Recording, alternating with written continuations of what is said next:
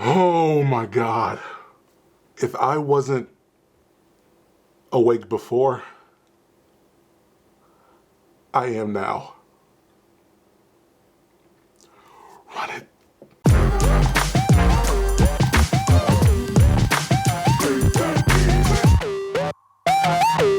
Welcome to the Carry EXP. I am distraught right now. It is officially 1:12 a.m. I just got done watching episode 5 of WandaVision. I am fresh out and I am just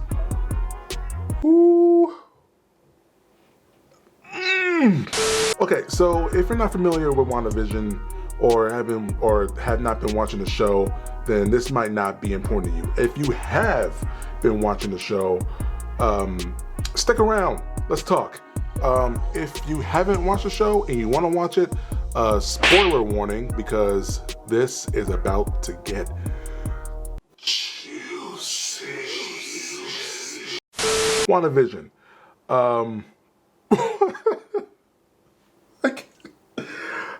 I can't even talk. So, God. So, throughout the show WandaVision has gone through different decades of television. I believe it started off with either the 40s or the 50s, maybe a mixture of the two, then going on to the 60s. Episode 4, we saw the 70s. Now episode 5 is like, a mix of the 80s and the 90s.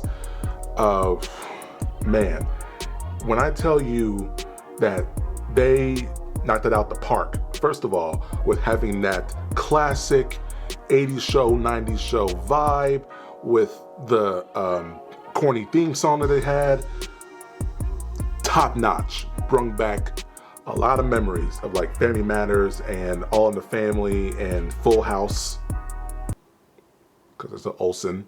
What is really going on in this episode is that, of course, Wanda had her kids in episode 4, and the fact that they're just rapidly growing and rapidly, going into infancy to becoming children and probably very close to becoming adolescents. And also Vision is getting really curious because he's starting to figure out that people are acting really weird. He figured this out a little bit in episode 4 with Herb cutting the wall that separates him and WandaVision's house. And then, of course, the lady, I forgot her name. Wow, I really forgot her name. Give me a minute. 12 seconds later. Agnes. Her name's Agnes. The nosy neighbor, that neighbor that they have show up in TV shows. Basically, they start off with a little bit of a 80s, 90s vibe, and somehow, some way, Vision says something that kind of throws her off. So she acts like an actual actor, and it's like, want to take it from the top? And Vision is like, nobody does that in real life. No. So he's asking Wanda, why is she acting like this? Why is Agnes acting so weird? And then, Wanda is trying her best to try to keep things in order because she's controlling everything. She is controlling everything because she wants a happy life with Vision. Think about it. These events in WandaVision, I read, happened 3 weeks after Endgame. So think about it. Wanda fought in Wakanda with some of the Avengers. She sees him get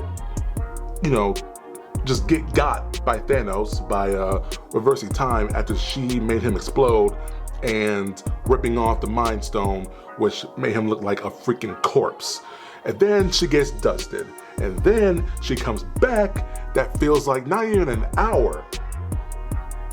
And she fights on Earth, damn near killing Thanos in the meantime. Tony dies, also spoilers, the movie's been out for 2 years, get used to it. She's still in grief, and apparently she breaks into the sword facility, sword Sword. She breaks into the Sword facility, steals Vision's body, and somehow resurrects him.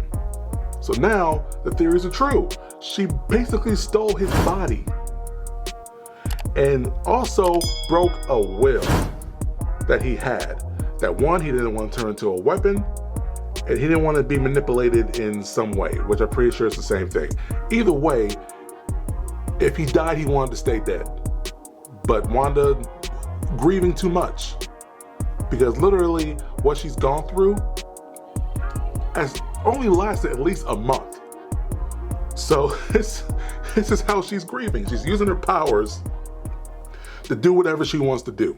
So she has her kids and blah, blah, blah, blah. Vision's at work, and now computers are a thing. Computers are a thing, and then somehow the transmission that, I'm forgetting characters' names. Darcy Lewis. She had a, some kind of message, from Sword, or maybe a message that she was trying to send out that got into the little TV bubble that she has around Westview. So as soon as Vision sees this and everybody talking in unison, his friend is kind of acting weird as well. So Vision somehow wakes him up, and now he's freaking out. He's basically saying, "Oh my God, get me out of here." I don't know what he said. I can't act it out. But he's literally crying for help because he knows he's trapped.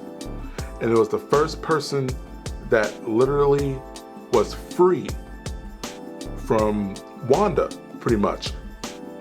He said that she was in his head and not everything is him. Like he can't control himself. And that he's just there.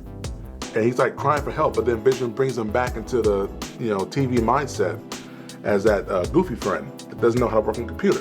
So Darcy, Jimmy Woo, and Monica, they figure out a way to bring something into the TV bubble that she can't change or can't detect. So she sends in another drone to, try to get a closer look of what's going on. Now in the show, the kids find a dog and that whole little spiel about, oh, you're too old to have, a dog until you're 10 years old. So what do? What do the twins do? They age themselves. Again, they've been aging themselves since the beginning of the episode, which I thought is actually pretty cool. So while Monica is piloting this drone, Tyler Hayward, the acting director for Sword, says, "Open fire." And she didn't know that the drone was armed. So they fire at her, and Wanda is pissed. So pissed, she leaves the bubble and throws the drone at them while all the armed men had their green lasers targeted at her. And what's crazy is while she's talking to them and warning them, hey, leave me alone or you will pay for the consequences. A little bit of her accent came back. So it's kind of like a mix between, the time when she did lose her accent and, kind of that, that lost child that we saw in Age of Ultron. She looked like a badass that whole scene. And matter of fact, she's still wearing the suit that she wore in Endgame, the exact same. The coolest part about it is she used her power. She used her powers to manipulate the soldier's mind and turn the guns at Tyler Hayward and leaves like a boss. I've never been so proud. But this confirms that she's low-key a villain. Meanwhile, back in Westview, let's skip to the end, shall we? Vision confronts Wanda and tells him that he talked to his friend that was free from, whatever spell she's doing. And then Wanda somehow is ending the show, rolling the credits, but Vision wasn't done talking. And he walks back into the living room with her, changes back into his actual Vision, and they get into a heated argument. So heated that they're about to fight each other. They're floating in the air at the same time. And I never seen Vision like get pissed. Even Wanda said, I never heard you talk to me like this before. And, you know, of course, she's kind of playing the victim and saying that she doesn't know how any of this happened, even though she's controlling everything, Wanda.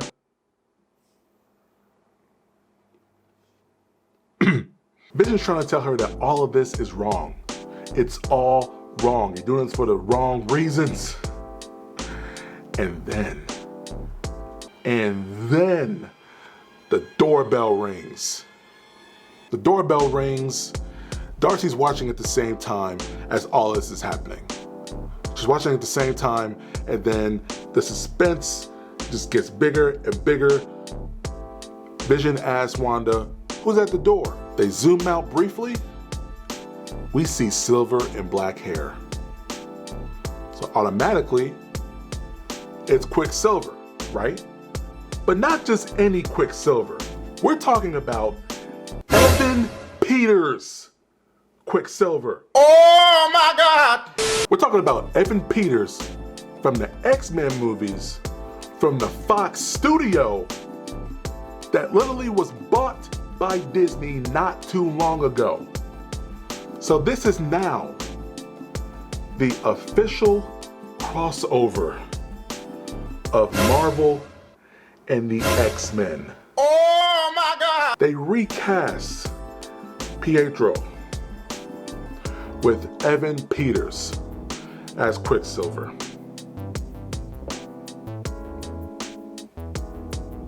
And the episode, like how? Like this, I was literally watching the show from my couch, right here. As soon as I saw Evan Peters' face, I slumped there for like a good 2 minutes. It's something I did not see coming at all. And it, you know, my girlfriend told me that the episode was going to be nuts and to avoid as many spoilers as possible. This is why. This is why. Marvel, stop playing with me. Stop playing with me. I knew they were going to cross over the X-Men in some kind of way. I didn't know it was going to be like this. I didn't know it was going to be like this. I keep seeing stuff on Instagram and articles and stuff like that. It was like Elizabeth Olsen said, "Oh, it's not going to be like a Luke Skywalker size cameo, just like Mandalorian did." But here's the thing: that wasn't even Luke Skywalker. That was a CGI version of him. This is the real Evan Peters.